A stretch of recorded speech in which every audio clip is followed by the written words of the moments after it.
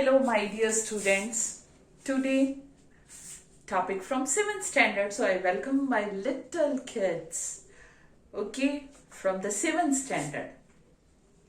I welcome you in YouTube channel Learning with Aradhna ma'am. And your Aradhna ma'am is here with the topic from 7th standard. Better, before I start and discuss the today's topic, I want to ask you few questions. Have you noticed the things surround you people?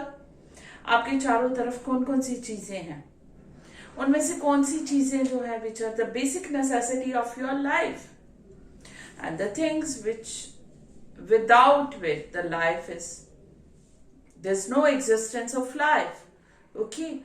So you have to prepare a list of the things which are necessary and the things which surrounds you. Some may be not essential for our existence, but it facilitates our work. Okay, day-to-day life also. You have to prepare the list. So afterwards we are going to discuss.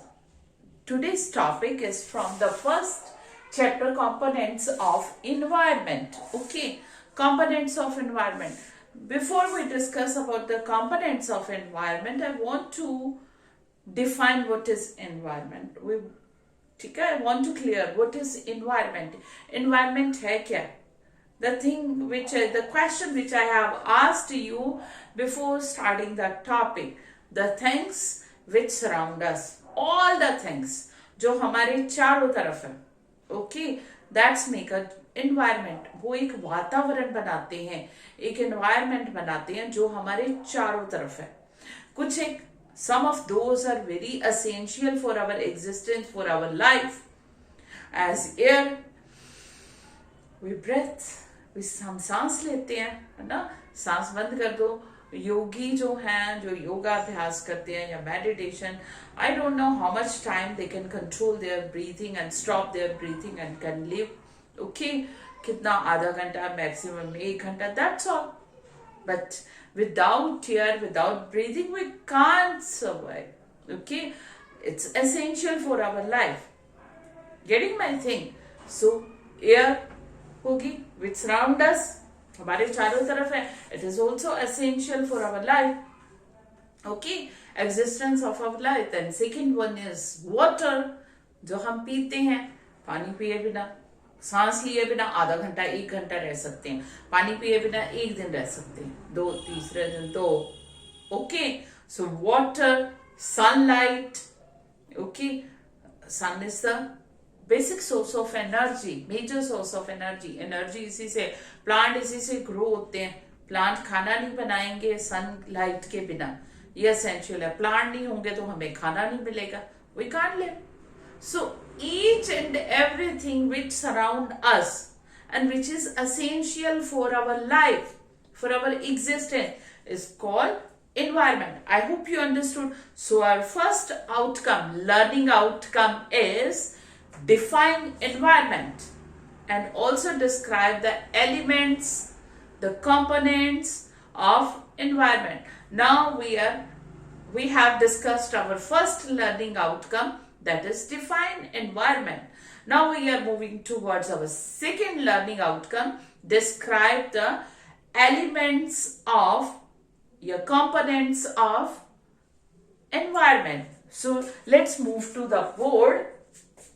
Environment, all that surround us, जितनी भी चीजें हैं जो हमारे चारों तरफ है, वो एक environment बनाती हैं, एक वातावरण बनाती हैं.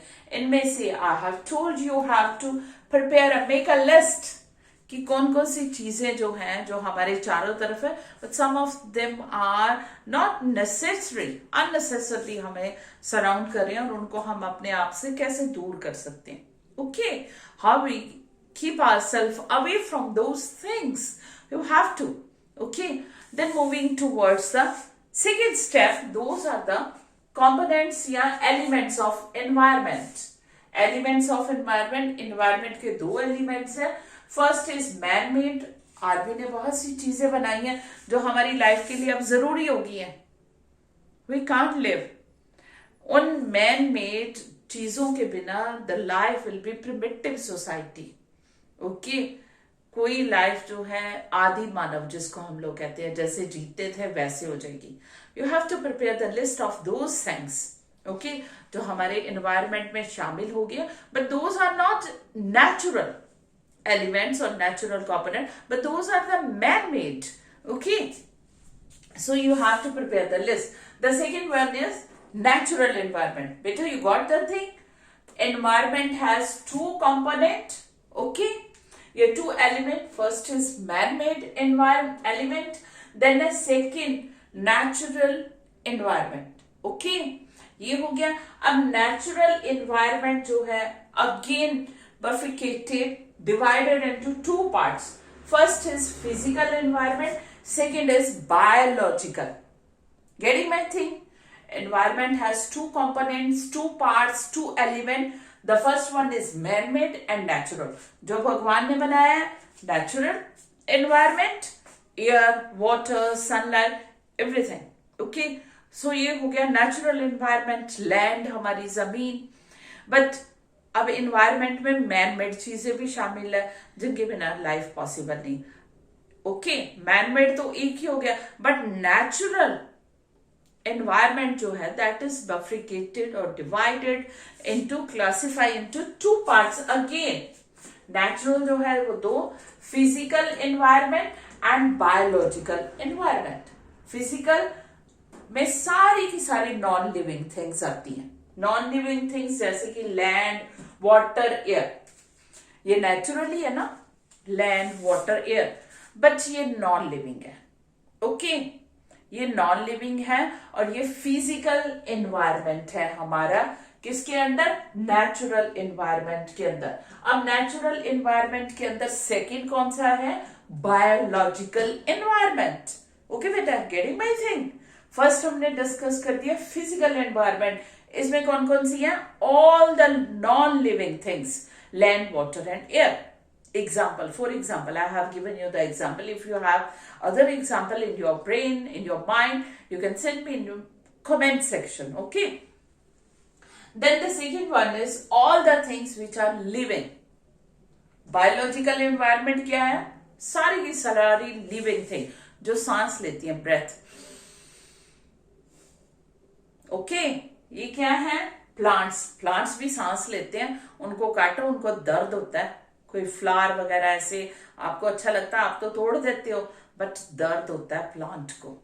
ओके, नेचुरली जो चीज टूट जाए पूरी तरह पक के, फिर प्लांट को दर्द नहीं होता, बट हम लोग वैसे ही काटते हैं, तोड़ते हैं. प्लांट्स आर लिविंग थिंग्स, सांस लेते हैं, दे ब्रेथ, उनको पेन होती है जब काटते हैं. ठीक है, सो ये इसलिए लिविंग में है, वो सांस लेते हैं. प्लांट से बातें करो, म्यूजिक सुनाओ, बहुत जल्दी ग्रो करते हैं बेटा. वो बहुत इतने अच्छे फल फ्रूट्स देते हैं, sweet.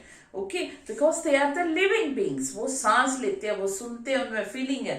Then next is animals. वो तो आपको बताइए, जानवर. अब बायोलॉजिकल एनवायरमेंट का मोस्ट इंपॉर्टेंट एलिमेंट क्या है? That is man. Okay, living में कौन कौन से हो गए? एक तो ह्यूमन बींग्स या मैन हो गए, प्लांट्स हो गए, एनिमल हो गए. और मैन जो है वो मोस्ट इंपॉर्टेंट कंपोनेंट है बायोलॉजिकल एनवायरमेंट का. I hope you understood up to this one. We have discussed environment, then the components या elements of environment. Environment is divided into two, natural environment and man-made environment. Natural environment again bifurcated, divided into two parts, that is physical environment and biological environment. Physical means all the non-living things, air, water, land, all the non-living things. Okay, those are the physical environment. Now biological environment means all the living things. Okay, plants, animal and human beings. These are the biological environment. Now we are moving towards the next. Okay, as we have discussed, natural environment is bifurcated, divided into two parts, that is physical and natural environment. But beta, keep one thing in your mind. हमने इनको divide तो कर दिया, but these two are interdependent.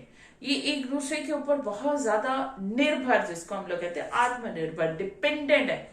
They can't live without each other and they can't be separated.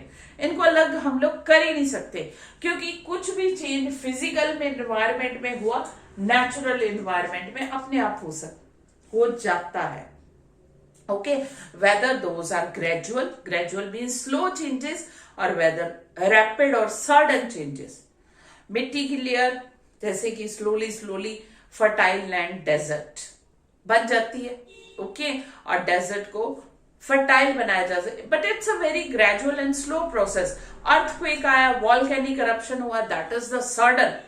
Okay, physical में change हुआ है तो natural environment पूरा का पूरा चेंज हो जाएगा. So we can't separate both of them, physical and natural environment को हम लोग सेपरेट नहीं कर सकते. These are interdependent. Okay, I hope you understood. 2 learning outcomes we have discussed. First, define environment. Secondly, describe the components of environment. Okay, yeah. How can we say that physical and biological environment are interdependent? Now we are moving towards our next topic, that is sphere of environment. Third learning outcome, that is describe the spheres of environment. Yeah, and list the spheres of environment. Environment has 4 sphere. 4 sphere है इसके, हम लोग name पहले कर ले. Lithosphere means life of rocks. ठीक है, write the spheres of environment with their literal meaning. So I am discussing the sphere of environment with their literal meaning. First sphere कौन सा एनवायरमेंट का? लिथोस्फीयर. इसका meaning क्या है? Sphere of rocks. Then है atmosphere. Atmosphere हमारे चारों तरफ एयर है ना, वो atmosphere. Air is a mixture of different gases, अलग अलग तरह की गैसेस है. So sphere of air.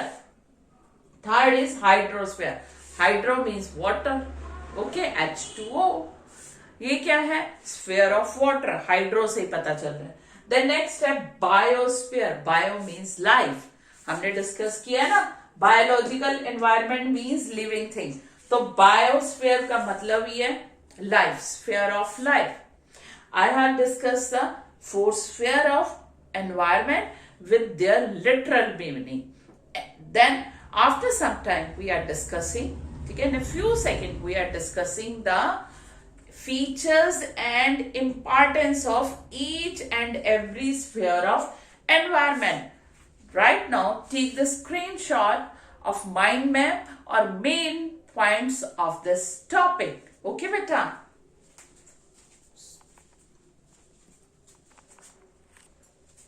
So beta, we were discussing about the environment and I have told you there are 4 sphere of environment. So one by one we are discussing about the sphere of environment. So our learning outcome is describe the any you can take, okay. You discuss the lithosphere with its literal meaning and important features or importance of this lithosphere, okay. Describe the sphere of environment with their literal meaning, features and importance. Also give the importance of each and every sphere. So the very first sphere of environment is lithosphere.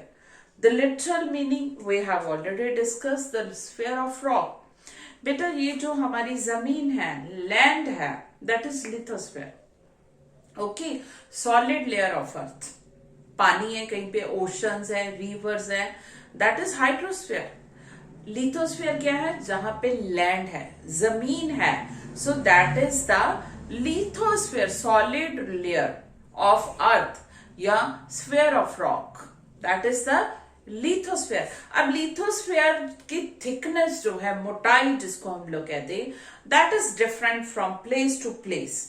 Okay, thickness is different, okay, quite variation in the thickness of the lithosphere, okay.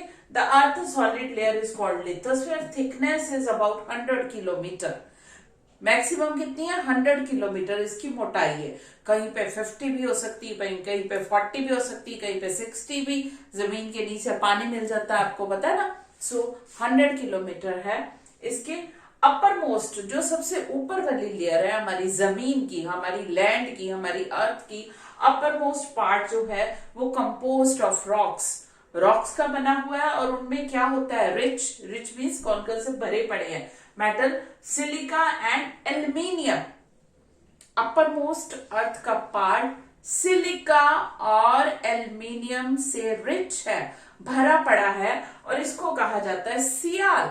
Okay बेटा, upper most part जो है अर्थ का compost means बना हुआ है किसका, silica and aluminium. Upper most part of the earth, your lithosphere is composed of silica and aluminium and this is called Siyal.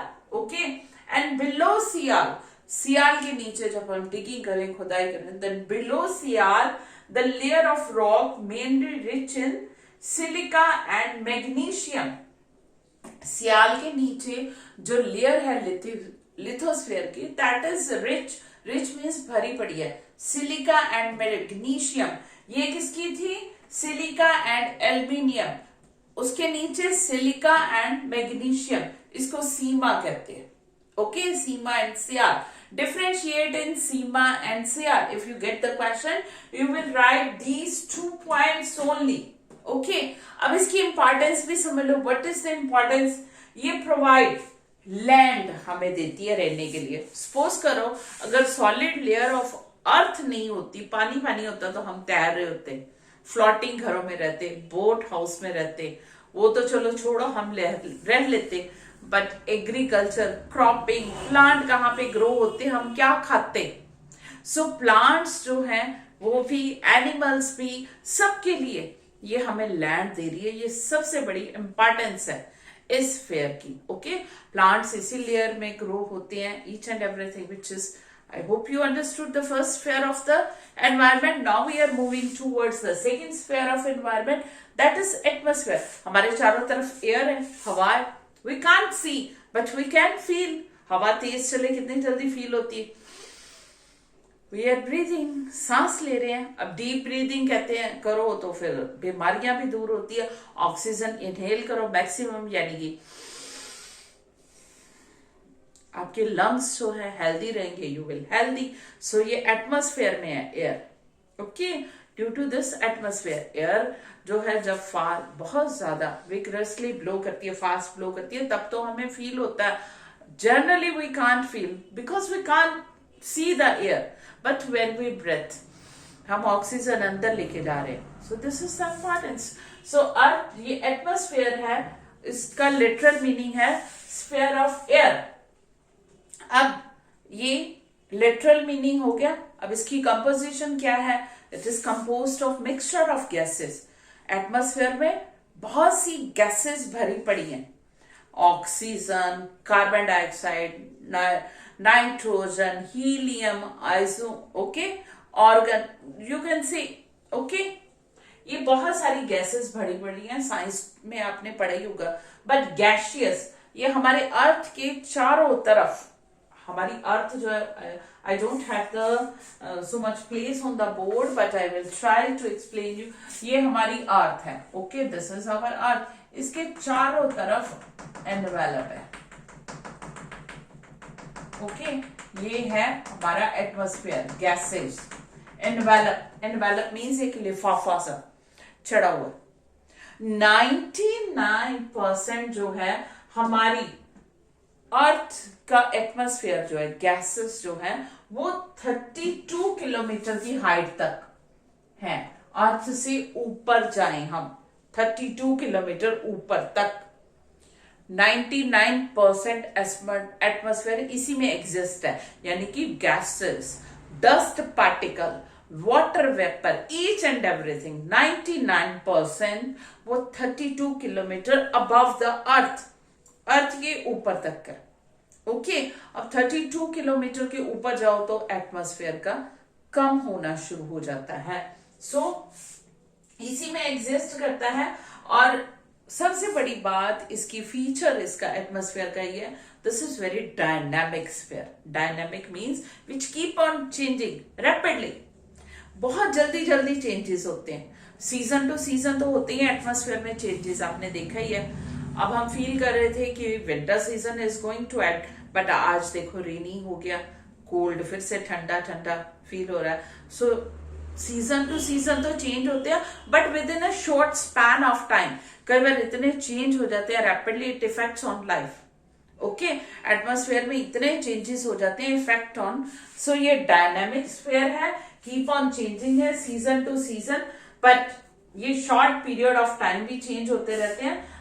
Indirectly जो भी चेंजेस होते हैं एटमॉस्फेयर पे, directly indirectly it affects our life.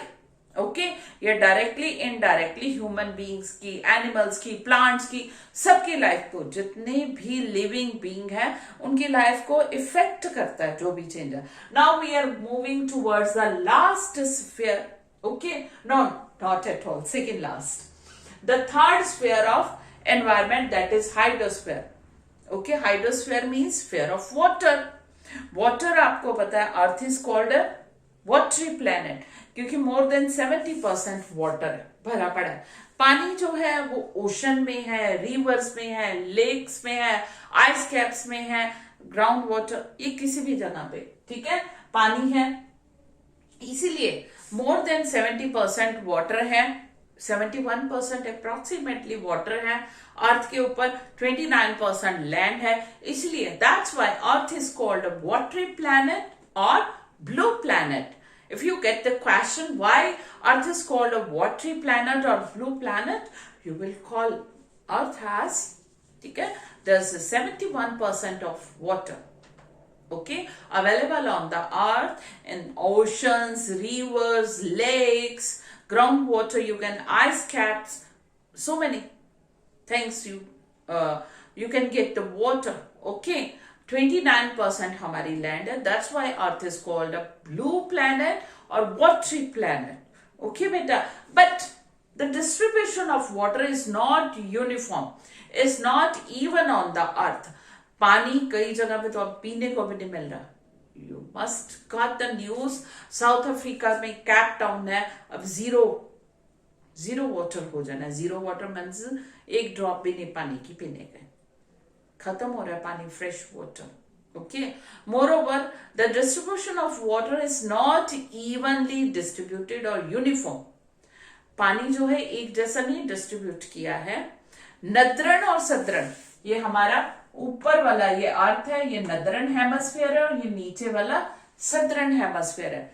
नद्रण hemisphere में कितना है पानी, 43% है, और सदर्न हेमस्फीयर में है 53%. ओके बेटा, अब ये पानी भी देखो बेटा, 96.5 तो ओशन में है. 100% पानी अगर हम लोग काउंट करें, इसमें से 96.5% तो ओशन वाटर है. बाकी रिवर्स, लेक्स में देखो कितना, लेस देन 4% रह गया. ओशन वाटर आपको पता है, सो मच सॉल्टी, टेक्निक तो डेवलप हो गई है. अरेबियन कंट्री, इसराइल वगैरह ओशन वाटर को ही प्योरीफाई करके पी रहे हैं, ठीक है, इंडिया में भी. But it's quite costly for the poor and developing, under developed nation. So the water is not evenly distributed, water is not available in the uniform earth, it is less in the northern hemisphere, only 43%, and 53 is in the southern hemisphere. Now we are moving toward the last sphere of environment, that is the biosphere. We have discussed the literal meaning. Literal meaning of biosphere is sphere of life. जितनी भी life है अर्थ के ऊपर, whether those are in the plants, animal, human beings, वो सारे biosphere है.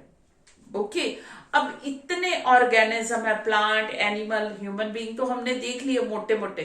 कितने microbes हैं, इंसेक्ट्स हैं, जो हम microbes which we can't see without microscope. Okay, जो हम माइक्रोस्कोप के बिना देख ही नहीं सकते हैं. सो स्मॉल टाइनी इंसेक्ट्स, वो सारे भी बायोस्फीयर का पार्ट है. इसलिए तो कहा जा रहा है कि मैन जो है, ह्यूमन भी मून पे तो जा रहे हैं लाइफ में. अब लाइफ कितनी है अर्थ पे उसको तो उन्होंने देखा नहीं, मून पे पहुंच रहे हैं, पहले वहां पे लाइफ बना रहे हैं, जिंदगी घर सेटल कर रहे हैं। ओके, सो ये जो है बायोस्फीयर, ह्यूमन बीइंग इसमें सबसे इंपॉर्टेंट पार्ट है, क्योंकि ह्यूमन बीइंग ही ये सारी की सारी स्फीयर में चेंजेस लाने में केपेबल है। ना माइक्रोब्स कुछ कर रहे हैं, ना एनिमल, ना प्लांट, कुछ नहीं कर रहे हैं बेचारे, एनवायरनमेंट को ना डिस्टर्ब कर रहे हैं, ना खराब कर रहे हैं। कौन कर रहा है? ह्यूमन बीइंग, जो मोस्ट इंपॉर्टेंट कंपोनेंट है ओके बायोस्फीयर का। So it is bringing the change in all the sphere of environment. Okay, so आपको पता ही है चेंज कैसे ला रहा है, डिजास्टर ला रहा है। You are very much familiar, we all of us. Okay, I will discuss in this part also. Earth जो है वो हमारी फुल ऑफ डाइवर्सिटी है। आई हैव टोल्ड यू कि सो मेनी एनिमल किंगडम, ठीक है, variety of animal kingdom, variety of insect, variety of microbes, कितने कितने भरे पड़े हैं। प्लांट लाइफ इतनी है, वैरायटी हमें पता ही नहीं, बट ह्यूमन बीइंग इन सबको नुकसान पहुंचा रहा है। Okay, harmful. सो इसीलिए वाइल्ड लाइफ की हंटिंग हो रही है। Deforestation, deforestation means rapidly cutting the trees, okay, हो रही है। सो इसलिए government of India has pass the act wild life protection act in 1972, ठीक है, एक लॉ पास किया wild life protection. Wild life mean जंगली जानवर, इसमें सारे इंसेक्ट वगैरह भी अब शामिल कर लिए गए हैं। सो इनकी प्रोटेक्शन के लिए एक्ट पास हुआ 1972 में। अब ये क्या है? दिस एक्ट मेनली किसके लिए था? To protect and conserve the biodiversity. Biodiversity, all type of flora and fauna, all type of animal kingdom and plant kingdom include in the biodiversity. अब ये एक्ट किस लिए था? To protect the biodiversity. Protect ही नहीं करना, उनको conserve भी करना, सुरक्षित भी रखना है। The second one is poaching and hunting are prohibited. किसी भी हम जानवर को कैप्टिविटी पे बांध के नहीं रख सकते, पालतू नहीं अपना बना सकते, मार नहीं सकते, हंटिंग नहीं, शिकार नहीं, ये मना ही है। और ये जो है पनिशेबल क्राइम है under law according to this act, कि किसी ने भी हंटिंग की एनिमल्स की तो इसके लिए क्या है? पनिशमेंट मिलेगी, सजा मिलेगी। बट बेटा, this is not only we can say duty of the government. We all are responsible and we should work for the conservation and production of our wildlife. हमारी बायोडाइवर्सिटी खत्म होगी तो हम भी खत्म है, लाइफ साइकिल नहीं रहेगा, पता है ना आपको। इसीलिए we should create awareness among the people.